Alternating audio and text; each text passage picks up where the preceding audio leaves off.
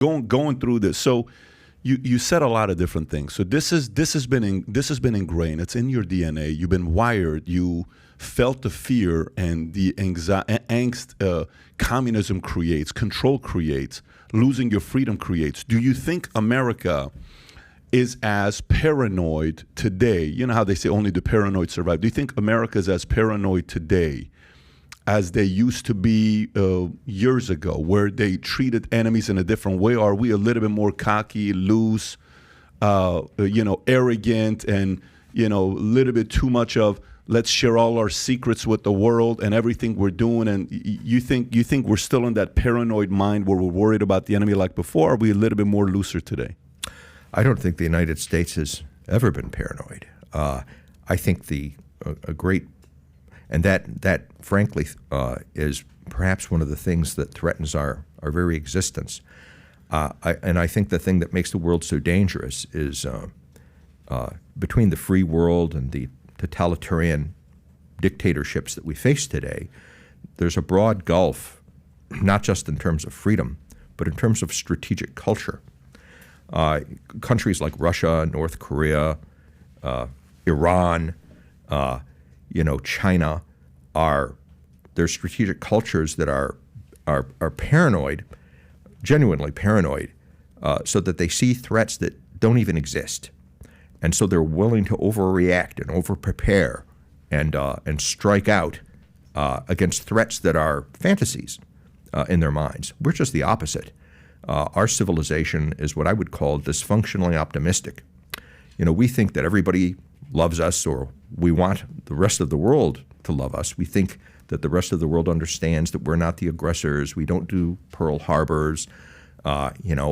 This flows from the nature of the civilizations. I should provide some clarification. Why is it that these totalitarian states and military dictatorships think this way and have these perceptions? That's because, internally, the political power comes out of the barrel of a gun for them. Most of their leaders have murdered their way to the top. They have constitutions and laws that are fake, that are just intended to increase the totalitarian power of the state over their people. The way they operate internally is not through negotiation and compromise and contracts and the rule of law.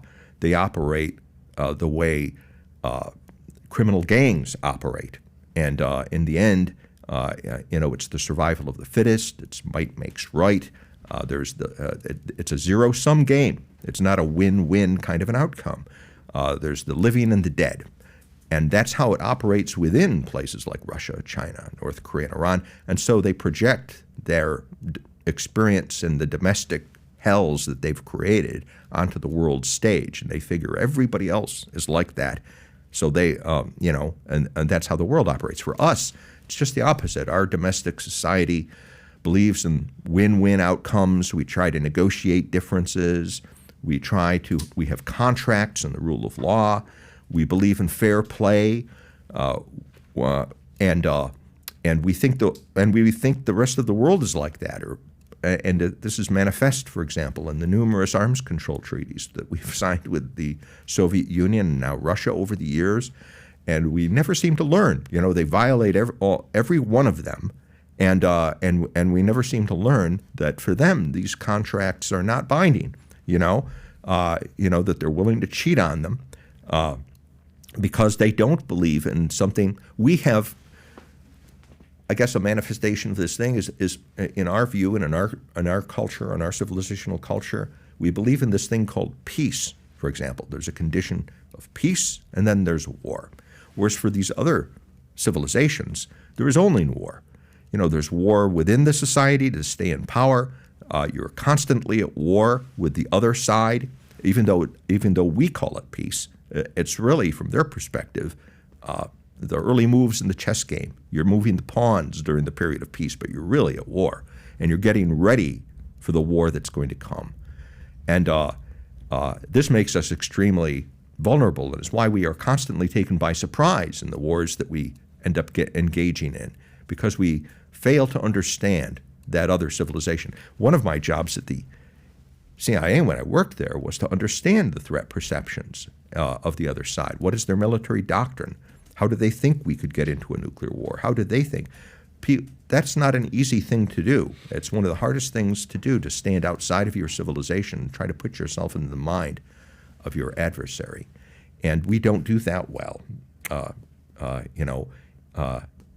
And so you've got the worst possible combination here when it comes to the clash of civilizations. You know, a totalitarian civilization that's extremely paranoid, sees threats everywhere, is ready to strike out, and extremely naive, dysfunctionally optimistic, thinking that we can solve any problem, that nobody sees us as a threat, and that actions that we take will not be perceived as existential threats to our adversaries, that they understand we're not going to attack them.